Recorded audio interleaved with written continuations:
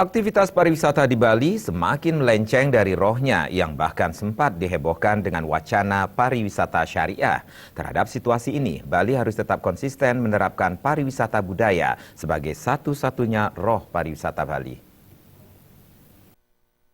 Menurut akademisi pariwisata Universitas Udayana Ide Bagus Suryawan, pariwisata Bali harus kembali kepada apa yang menjadi konsen pariwisata Bali yang telah menjadi kesepakatan komponen pariwisata Bali terdahulu.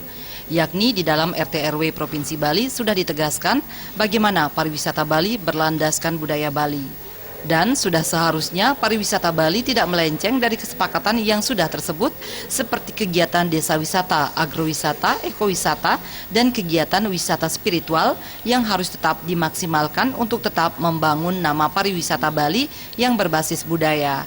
Sehingga dengan memaksimalkan konsep pariwisata tersebut, maka harapan untuk meningkatkan perekonomian masyarakat Bali akan terus berjalan secara keseluruhan.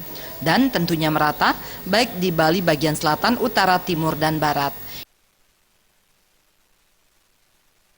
Kita harus kembali mengacu kepada apa yang menjadi concern atau yang menjadi kesepakatan kita. Jadi dalam RT RW Provinsi Bali itu sudah ditegaskan bahwa bagaimana perkembangan pariwisata Bali kita itu berlandaskan budaya Bali. Jadi kita seharusnya tidak boleh keluar dari sana.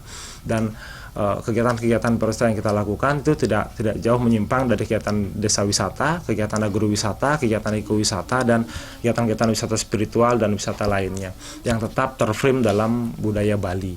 Nah, harusnya mekanisme pariwisata seperti itu saja yang tetap kita jalankan di Bali, seharusnya tetap memberikan dampak terhadap dampak positif tentunya terhadap perkembangan atau peningkatan ekonomi masyarakat di Bali secara keseluruhan. Ide Bagus Suryawan menambahkan, Bali harus mulai mengambil langkah bijak, yakni dengan menseleksi wisatawan yang akan berkunjung ke Bali. Jaya Kusuma, Bali TV.